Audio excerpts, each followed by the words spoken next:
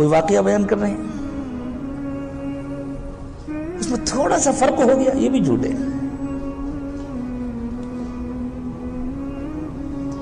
حضرت پیر ذوالفقار صاحب دامت برکاتہم کی بچپن سے جیسی تربیت ہوئی اور جس ماحول میں اللہ تعالیٰ نے ان کو پروان چڑھایا ہے، اس ماحول میں کوئی تصور کر سکتا ہے کہ اتنا بڑا اللہ کا ولی جھوٹ بولے گا؟ حضرت کا حال تو یہ تھا کہ جب حضرت 10th کلاس میں تھے، 10ویں میں، تو فرمایا میں اتنا ذکر کرتا تھا کہ ذکر کرتے کرتے زبان سوکھ جاتی تھی، منہ تھک جاتا تھا، اتنا ذکر کرتا تھا۔ اس وقت تک کسی سے باقاعدہ ذکر سیکھا بھی نہیں تھا، لیکن بس گھر کا دینی ماحول تھا،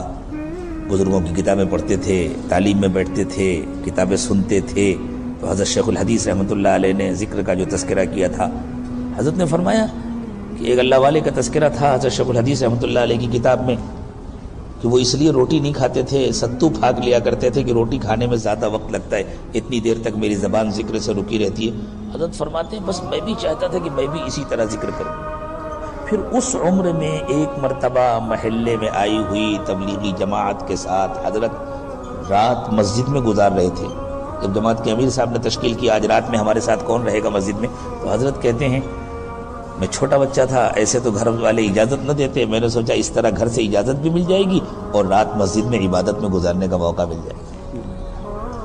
تو گھر میں اجازت لے لی امی سے، بڑے بھائی سے، والد صاحب سے کہ وہ محلے کی مسجد میں جماعت آئی ہوئی ہے، امیر صاحب نے تشکیل کی، میں نے بھی نام لکھا دیا، گھر والوں کو بھی اطمینان ہو گیا بچہ مسجد میں رہے گا، کہیں اور نہیں جائے گا، ورنہ گھر سے باہر رہنے کی اجازت نہیں دی جاتی تھی۔ حضرت فرماتے ہیں میں نے تو نوافل پڑھنی شروع کر دی، سارے ساتھی سو گئے، میں نوافل پڑھ رہا تھا، تو امیر صاحب نے آ کر سمجھایا بیٹے تھوڑی دیر آرام بھی کرو۔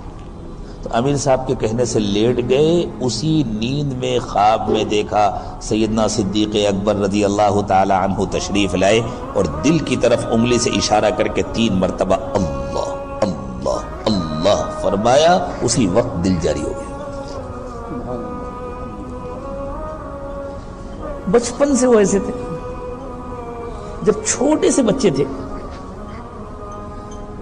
گھر میں رہتے تھے تو والدہ محترمہ فرمایا کرتی تھی زلفی، وہ پنجاب کا علاقہ، پنجاب میں ماشاءاللہ خوب جانور پالے جاتے ہیں، دودھ ہوتا ہے، پھر دودھ کو پھیٹ کر کے اس کا مکھن نکالا جاتا ہے، چھاچھ الگ کیا جاتا ہے، تو گھروں میں یہ کام عورتیں کرتی تھیں۔ تو فرمایا کہ میری والدہ جب مکھن نکالنے کے لیے دودھ کو پھیٹتی تھیں تو فرماتی تھیں زلفی تم میرے سامنے کھڑے ہو جایا کرو، جب تم میرے سامنے کھڑے ہوتے ہو تو مکھن زیادہ نکلتا ہے۔ والدہ کو اس کا احساس تھا کہ میرے بیٹے کو اللہ نے کیا مقام دیا ہے۔ حضرت قطب عالم دامت برکاتہم ارشاد فرماتے ہیں ایک مرتبہ مجھ سے میرے شیخ نے فرمایا ذوالفقار جھوٹ مت بولا کرو۔ ایسے بچپن سے جو ولی کامل شخص ہو اس سے کہہ رہے ہیں اس کے شیخ ذوالفقار جھوٹ مت بولا۔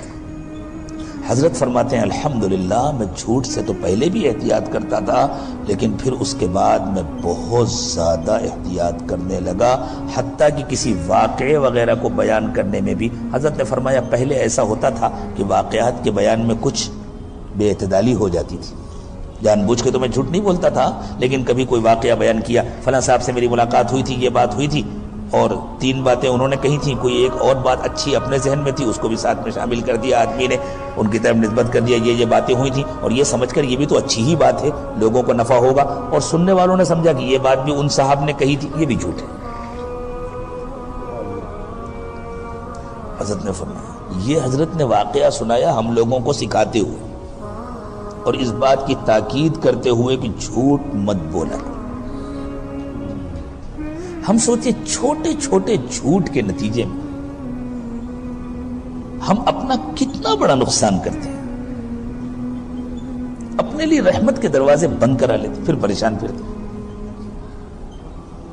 تو یہ پریشانیاں جو آتی ہیں اللہ تعالیٰ نے فرمایا وَمَا أَصَابَكُم مِّن مُّصِيبَةٍ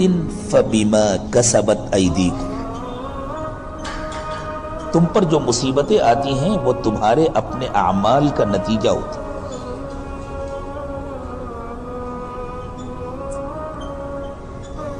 اس جھوٹ کے ذریعے ہم اپنے دوستوں کا دل بھی دکھاتے ہیں اور اپنا نقصان بھی کرتے ہیں. دوسرے کا نقصان کرنے کا ہمارا ارادہ بھی نہیں ہوتا اور دوسرے کا نقصان ہوتا بھی نہیں. ہمارے جو چھوٹے چھوٹے جھوٹ ہوتے ہیں، دینداروں کے جو جھوٹ ہوتے ہیں، ان سے ہمارا مقصد دوسروں کا نقصان کرنا ہوتا بھی نہیں ہے اور دوسروں کا ہم نقصان کرتے بھی نہیں ہیں، لیکن دل ضرور دکھا دیتے ہیں اور اپنا نقصان ضرور کر لیتے ہیں. سبحان اللہ، یہ تو اور بڑی غلطی ہے کہ ہم نے دوسرے کا تو کوئی نقصان نہیں کیا اور صرف اپنا نقصان کر دیا. جیسے اپنے کھانے میں ہم تھوڑا سا زہر ملا لیں تو کس کا نقصان ہوگا؟ دوسرے کا ہوگا یا اپنا ہوگا؟